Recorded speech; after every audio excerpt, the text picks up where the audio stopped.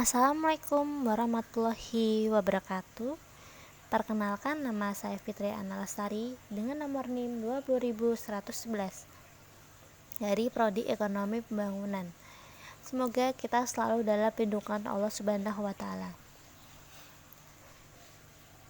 Saya akan menyampaikan sejarah tentang tokoh ekonomi Islam bernama Ibnu Khaldun. Beliau dikenal sebagai Bapak Ekonomi Islam karena pemikirannya tentang teori ekonomi yang logis dan realistis. Telah dikemukakannya jauh sebelum Adam Smith pada tahun 1723 sampai 1790, dan David Ricardo mengemukakan teori ekonominya.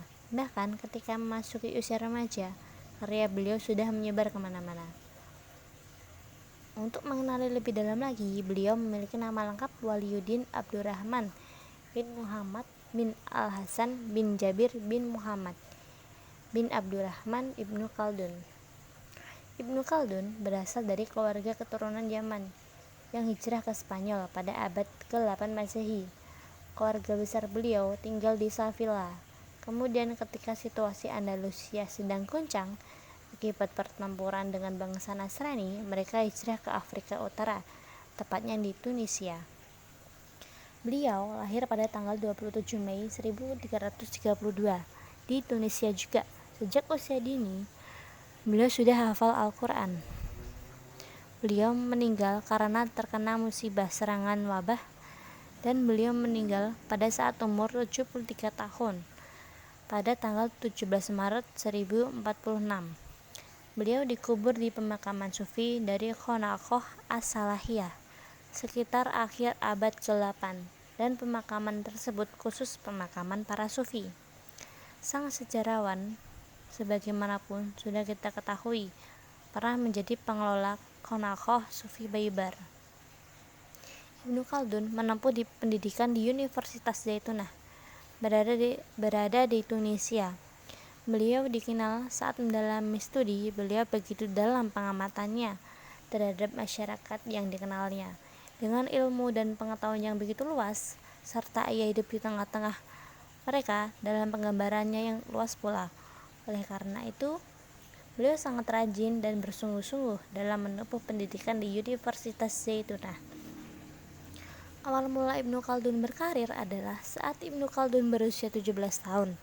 Beliau ditinggal orang tuanya karena orang tua Ibnu Khaldun meninggal karena terkena wabah. Setelah itu Ibnu Khaldun harus bangkit dan memulai karir di usia muda. Meskipun dilahirkan dalam keluarga kaya raya dan berpangkat tinggi, kehidupan mudanya penuh dengan kesulitan. Orang tuanya meninggal saat dia masih remaja, sehingga membuatnya berjuang untuk membangun diri dalam karir. Karena dari nenek moyangnya pernah memegang posisi politik, dia pun memasuki profesi yang sama, karir politik di usia muda. Dia berpartisipasi dalam pemberontakan yang mengharuskannya harus masuk bui. Setelah dibebaskan dalam kekecewaan, dia menempa diri menjadi seorang sarjana karir politik di Fes. Dia ditunjuk sebagai Ibnu Khaldun pun ditunjuk sebagai penulis proklamasi kerajaan di bawah administrasi Sultan Marinid Inas Faresi. Namun ia dituduh licik terhadap majikannya pada tahun 1357 dan dijatuhi hukuman 22 bulan penjara. Saat Ibnu Khaldun berusia 32 tahun, pergi ke kota Bogui dan bertemu dengan Sultan Hafsid Bogui, Abu Abdallah. Setelah mengenal Ibnu Khaldun, menerima dengan hangat dan menjadikannya Perdana Menteri. Sebelum keduanya pernah menghabiskan waktu di penjara bersama. Setelah bertemu, Ibnu Khaldun diangkat menjadi Perdana Menteri. Pemikiran Ibnu Khaldun tentang ekonomi juga mencurahkan pemikirannya tentang ekonomi dalam kitabnya Muqaddimah. Ibnu Khaldun berpendapat bahwa ekonomi timbul karena kebutuhan manusia yang tidak terbatas, sedangkan barang-barang yang memuaskan kebutuhan manusia sangat terbatas. Oleh karena itu, ia berpendapat bahwa Untuk memecahkan persoalan ekonomi, kita harus pandang dari dua sisi, yaitu sudut pandang tenaga dan sudut pandang penggunaannya. Adapun dari sudut pandang tenaga dibagi dalam dua bagian, yaitu yang pertama mashi, penghidupan, tenaga sebagai alat mengerjakan barang untuk memenuhi kebutuhan sendiri. Lalu yang kedua taul, perusahaan, tenaga untuk mengerjakan barang untuk memenuhi kebutuhan banyak orang. Pembagian tersebut didasarkan pada perkataan dalam Al-Quran. Salah satunya adalah kata ma'ashi yang terdapat dalam surat Al-Naba ayat 11. Perkataan dalam Al-Quran tersebut digunakan untuk menunjukkan perlunya manusia menggunakan tenaga dalam mencukupi kebutuhannya. Sedangkan dari sudut pandang penggunaan dibagi ke dalam dua bagian, yaitu yang pertama adalah rizki yang kegunaannya untuk kepentingan sendiri, lalu yang kedua kasab yang kegunaannya untuk kepentingan orang banyak.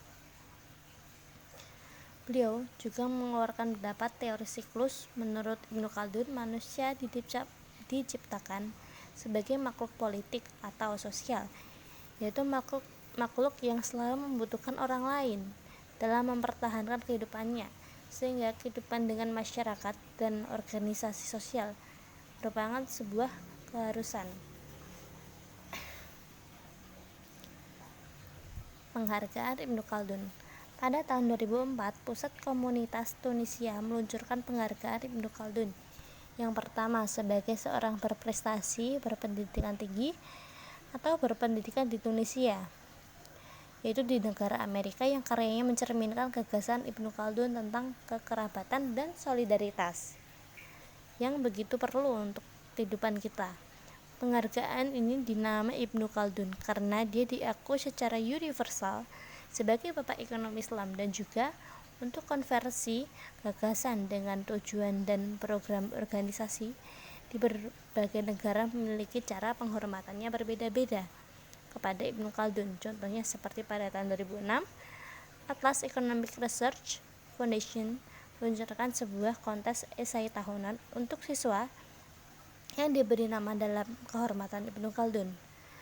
Lalu pada tahun 2006, negara Spanyol juga memperingati ulang tahun ke-600 kematian Ibnu Khaldun. Beliau juga mengeluarkan karya buku yang menarik, contohnya seperti Al-Ibar, Al-Muqaddimah, lalu Al-Ta'arif autobiografi, lalu Al-Ashifa, Al-Sa'il, Litahzib, Al-Masali, Lubab Al-Mughazal, Fi Usul Al-Din, dan lain sebagainya. Mengeluarkan buku Muqaddimah karena beliau sudah hafal Al-Quran sejak dini. Begitu saja yang bisa saya sampaikan. Terima kasih atas waktunya. Wassalamualaikum warahmatullahi wabarakatuh.